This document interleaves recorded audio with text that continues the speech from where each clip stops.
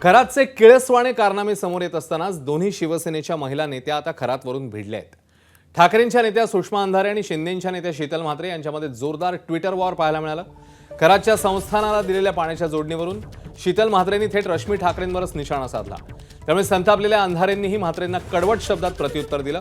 पाणी जोडणीवरून सुरू झालेलं वागयुद्ध थेट विधान परिषद जागेपर्यंत जाऊन पोहोचलं। एप्रिलच्या दुसऱ्या आठवड्यात विधान परिषदेच्या काही रिक्त जागांसाठी निवडणूक होणार आहे। त्यामुळे भोंदू खरात प्रकरणात नेमकं कुठे आणि किती पाणी मुरतंय हे सर्वसामान्य जनतेच्या कल्पनाशक्ती पलीकडचं असल्याचं वारंवार पाहायला मिळतं।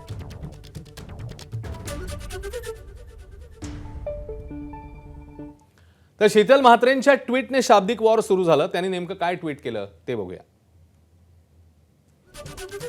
या ट्विटमध्ये शीतल म्हात्रे म्हणतात, क्रूरकर्मा खरातला दिली गेलेली पाणी जोडणी मातोश्रीवरील मॅडमच्या आग्रहाखातर होती म्हणे। यही तो नहीं ताज का राज। ठाकरेंच्या शिवसेनेला हा प्रश्न विचारला पाहिजे। तर ताज का राज फुटला तर यांच्या तोंडचं पाणी पडेल असेही शीतल म्हात्रेंनी या ट्विटमध्ये म्हटलंय। तर ट्विटर वॉर नंतर शिवसेना नेत्या शीतल म्हात्रे आणि ठाकरेंच्या शिवसेनेच्या उपनेत्या सुषमा अंधारेंमध्ये शाब्दिक वॉर पाहायला मिळाला। खरातच्या संस्थेला दिलेल्या पाणी जोडणीवरून दोन्ही नेत्यांनी एकमेकांच्या पक्षांवर निशाणा साधलाय। राजकारण नक्की काय आहे, कारण याच्यामध्ये खरात कनेक्शन आहे। जे खरात यांना त्यांच्या फार्म हाऊसला जी पाण्याची लाईन दिली गेली ही नक्की कुणाच्या सांगण्यावरून दिली गेली, यासाठी कुठे बैठक झालेली, ही बैठक कुठल्या मंत्र्यांनी आयोजित केली होती, या संदर्भातली खरी माहिती पुढे यावी याकरिता, कारण हे आम्हाला जे माहिती आहे ते आम्हाला काही सूत्रांकडून या गोष्टी कळलेल्या आहेत, परंतु याच्यातली खरी माहिती बाहेर यावी याकरिता मी हे ट्विट केलं होतं। मिरगावच्या ग्रामस्थांनी पाणी मागितलं, लक्षात घ्या, खरातने नाही। नंतरच्या काळात जर ते पाणी खरातने स्वतःकडे वळवले असेल तर त्यात जलसंपदा खात्याचा किंवा सन्माननीय जयंतरावजी पाटील यांचा तरी काय दोष आहे? रुपाली चाकणकरांची शिफारस आहे आणि जयंतराव पाटील यांनी जलसंपदा खात्याचे मंत्री म्हणून त्यांच्या मंत्रिमंडळाच्या उपविभागीय समितीत तो निर्णय झालेला आहे। ट्विटमध्ये काहीही कारण नसताना, ज्याचा दुरान्वयी ज्यांच्याशी संबंध नव्हता, अशा सुषमाताईने याच्यामध्ये उडी घेतली आणि हा पूर्ण जो काही विषय होता हा भरकटवण्याचा प्रयत्न केला। कारण कुठेतरी येणारी विधान परिषदेचा डोहाळे कदाचित सुषमाताईंना लागले असावेत, यामुळे कुठे आपल्या धन्याला किंवा मातोश्रीला खुश करण्यासाठी हा प्रयत्न त्यांच्याकडून सुरू असावा। तर पाणी जोडणीवरून राजकारण रंगलेलं असताना सुषमा अंधारेंनी खरातच्या बंदुकीच्या नूतनीकरणावरून तत्कालीन फडणवीस सरकारवर निशाणा साधला। तर अंधारेंना विधान परिषदेचे डोहाळे लागल्यानं मातोश्रीला खुश करण्याचा प्रयत्न सुरू आहे असं शीतल म्हात्रेंनी म्हटलं। जयंतराव पाटील यांनी जलसंपदा खात्याचे मंत्री म्हणून त्यांच्या मंत्रिमंडळाच्या उपविभागीय समितीत तो निर्णय झालेला आहे, पण पाणी देणे हे तर मानवी आहे। बंदुकीचा परवाना कसा मानवी असू शकतो? 2024ला खराच्या बंदुकीचं नूतनीकरण कोणी करून दिलं? त्याच्यावर काय म्हणणं आहे बरं शिंदेच्या त्या सगळ्या सो कॉल्ड ताज, ट्रायडंट आणि अँटी चेंबरमध्ये वावरणाऱ्या त्या सगळ्यांचं काय म्हणणं आहे त्याच्यावर? मला वाटतं खरं तर इच्छुक त्याच आहेत, कारण त्या अनेक पक्षांचे उंबरठे झिजवत आहेत असंही आम्हाला कळलेलं आहे। आणि उद्धव ठाकरेजींना हे विधान परिषद न मिळता कुठेतरी त्यांना मिळावी अशी त्यांची सुप्त मनातली इच्छा आहे। संजय राऊत यांच्याबरोबर हमरीतुमरी झालेली आहे असं त्या बैठकीत असं मी ऐकलेलं आहे। त्याचप्रमाणे प्रियंका चतुर्वेदी यांनाही खासदारकी आता मिळालेली नाही आहेत, त्याही चिडून त्या बैठकीतून निघून गेल्या हेही आम्ही ऐकलं आहे। त्याच्यामुळे कुठेतरी जी काही गॅप पडलेली आहे संजय राऊत आणि प्रियंका चतुर्वेदी नंतर जो काही माझ्या उजेड आहे तिथे तो मीच पाडीन असं कदाचित सुषमाताईंना वाटलं असावं, त्याच्यामुळे हा त्यांचा प्रयत्न सुरू आहे। देवाचं नाव पुढे करून खरातने अनेकांना गंडा घातला, त्याच देवालाही खरातने सोडलेलं नाहीये। स्वतःच्या ईशान्येश्वर मंदिराचं महत्त्व वाढवण्यासाठी खरातने गावातील पुरातन मंदिराचा अवमान करताना मागे पुढे पाहिलं नाही। एबीपी माझा खरातच्या वावी गावात पोहोचल्यावर अनेक धक्कादायक बाबी उघड झाल्या। वावी गावात पुरातन यादवकालीन शिवमंदिर आहे, हे मंदिरच पाडून टाकण्याचा सल्ला भोंदू खरातने ग्रामस्थांना दिला। एवढ्यावरच हा महाभाग थांबला नाही, त्याने मंदिरात नकारात्मक ऊर्जा असल्याची बतावणी केली। हे सांगताना त्याने शिवलिंगाकडे पाय करत ग्रामस्थांच्या भावनाही दुखावल्या। गावकऱ्यांचा विश्वास बसावा यासाठी तो एका मोबाईल ॲपच्या माध्यमातून लोकांची फसवणूक करत होता। गावकऱ्यांनी मात्र मंदिर पाडण्याचा खरातचा सल्ला हा धुडकावून लावलेला। तर स्वतःला अंकशास्त्राचा ज्योतिषी म्हणवणाऱ्या भोंदू खरातची कोंबडी चोर अशी जुनी ओळख होती। शाळेत असताना घरात कोंबड्या किंवा त्यांची अंडी विकायचा, त्यामुळे त्याला कोंबडी चोर किंवा अंडी चोर म्हणूनही ओळखलं जायचं। सिन्नरमधल्या त्याच्या वावी गावातील गावकऱ्यांनी खरातच्या कारनाम्यांचा कच्चा चिठ्ठाच उघड केलाय. यामुळे खरातच्या भूतकाळाचे अनेक धक्कादायक पैलू समोर आले आहेत. यामुळे खरात दहावी नापास असल्याचंही समोर आलं. त्यामुळे खरातला बळी पडलेल्यांची मती खरंच गुंग झाली होती का असा प्रश्न पडल्यापासून राहत नाही. वासनांद खरातने लैंगिक शोषण केल्यानं पीडित महिलांनी पुढे येत खरातच्या गलिच्छ कारनाम्यांचा पाढा वाचायला सुरुवात केली आहे. मात्र पहिल्यांदाच एका पुरुषानेही खरात विरोधात गुन्हा दाखल केलाय.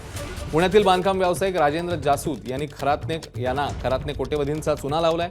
विशेष म्हणजे वावी पोलीस ठाण्यात खरातने राजेंद्र जासूद, दिनेश परब यांच्या विरोधात खंडणीचा गुन्हा दाखल केलेला. लॉजिस्टिकचा व्यवसाय करण्यासाठी जासूद हे ज्योतिष सल्ला घेण्याच्या निमित्ताने खरातच्या जाळ्यात अडकले. त्यानंतर अवतार पूजा करण्यासाठी खरातने त्यांना अक्षरशः लुबाडलं. त्यांच्याकडून महागडी मर्सिडीज उकळली. जासूद यांच्याच खर्चाने 1-2 नव्हे तर तब्बल 21 देश खरात फिरलाय.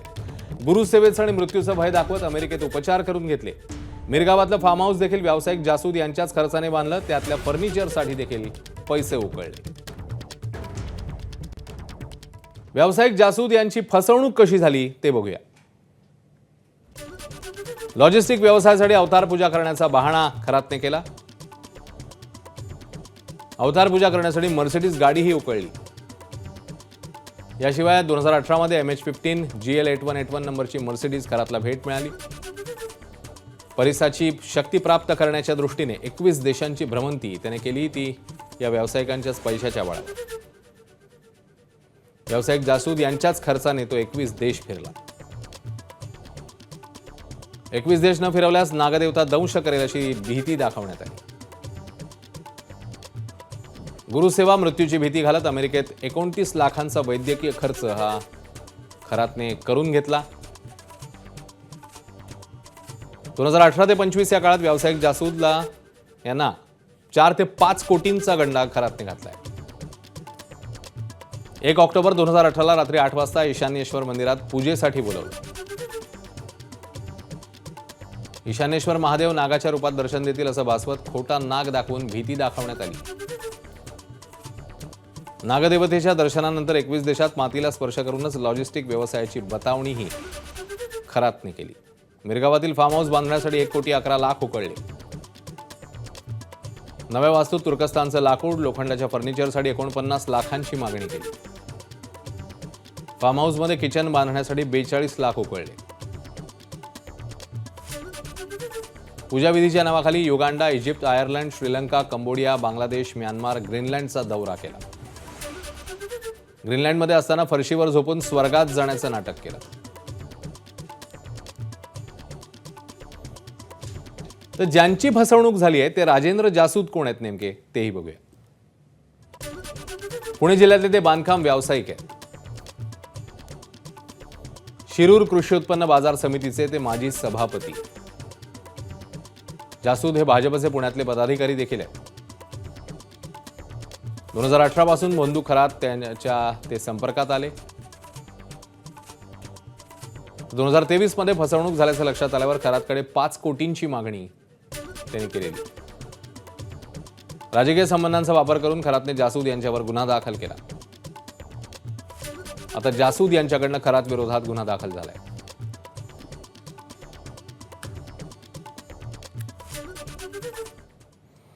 खरात भोवती SITने चौकशीचा फास चांगलाच आवळलाय.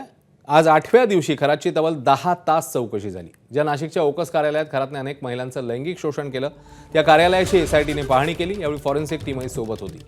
कार्यालयातून काही कागदपत्र आणि प्रिंटर ताब्यात घेण्यात आलाय. त्यानंतर ओकस कार्यालयाला टाळं ठोकण्यात आलंय. पीडित महिलांचे व्हिडिओ व्हायरल करणाऱ्यांवरही गुन्हा दाखल झालाय. सिडको आणि सातपूर वॉलमन ग्रुपच्या ॲडमिन आणि इतर सदस्यांवर हा गुन्हा दाखल झालाय.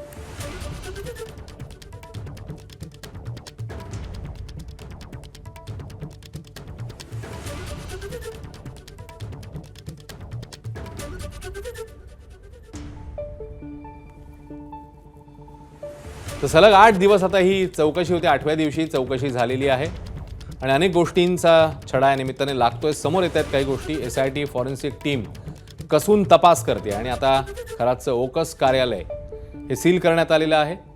काही प्रिंटर आणि कागदपत्र ताब्यात घेऊन आता त्याचीही कसून तपासणी सुरू आहे. तर बंधू खरातचे नवनवे काळे कारनामे समोर येत आहेत. या प्रकरणावरून राज्यातलं राजकीय वातावरण मात्र चांगलंच तापलंय. तर सामाजिक स्तरातून देखील खरात प्रकरणी संतप्त प्रतिक्रिया येत आहेत. अख्ख्या राजकारणाला, अख्ख्या महाराष्ट्रातल्या आमदारांना, मंत्र्यांना, एखाद दुसरे चांगले असतील, मी काय सगळ्यांना आरोपीच्या पिंजऱ्यात उभं नाही करत, पण महाराष्ट्राचं 70% राजकारण हे भोंदूबाबांच्या विळक्यामध्ये सापडलेलं आहे असं वाटतं. हा एक खरात सापडलाय. अजून महाराष्ट्रामध्ये अनेक खरातांचा शोध या महाराष्ट्राच्या व्यवस्थेनं घेतला पाहिजे आणि या महाराष्ट्रामध्ये जादूटोणा बुवाबाजीच्या विरोधामध्ये फुले शाहू आंबेडकरांच्या महाराष्ट्रानं कायदा पारित केला आहे. त्या कायद्याचं अस्तित्व या महाराष्ट्रात आहे का नाही, त्या कायद्यावरती एखादी बिओडी बसवावी. यायचा देवधर्म असा चालू आहे, महिलांना फसवण्याकरता दिवसा अगरबत्ती आणि रात्री जबरदस्ती, असं म्हणता येत नाही. पण किती दिवस किती चोपलो बोला, तुकोबाराया लिहितात, काळं पडला साधू झाला, कपडे रंगायची गेला, कपडे काढून केली जोडी, भिक्षा वाला मायबाई भिक्षा वाढूनी. किती किती महाराजांना लिहिलं. जगामध्ये कोणी पुढचं भविष्य सांगणारा पैदा नाही झाला, पण हे ज्योतिष्य पंचांग पाहती, मग त्याच्या बायका विधवा का होती. म्हणून ABP माझ्याला धन्यवाद देतो. या महाराज लोकांच्या नांदी लागू नका.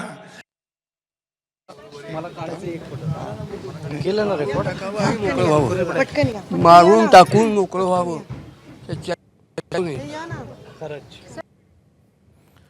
दोन महिन्यांपूर्वीच अशोक खरातवर कारवाई सुरू झाली असून खरात शिक्षेपासून वाचणार नाही असं आश्वासन मंत्री गिरीश महाजन यांनी दिले आहे.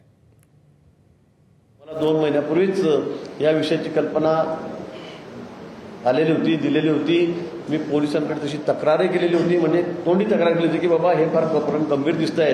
1-2 महिन्यापूर्वी मग तेव्हापासून याच्यावर सगळं कामही सुरू झालं होतं. पोलिसांकडे माहिती होती आणि म्हणून आम्हीच सुमोटो आणि मुख्यमंत्री महोदयांनी त्याच्याकडे अतिशय गांभीर्याने लक्ष दिलेलं आहे.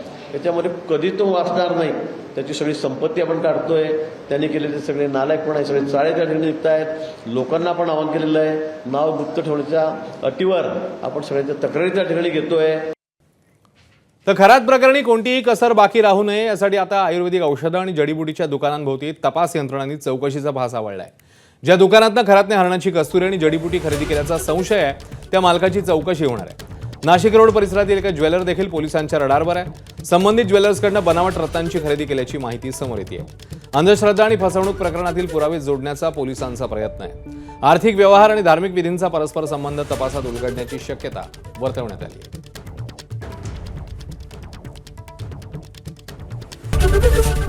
ABP माझा, उघडा डोळे बघा नीट.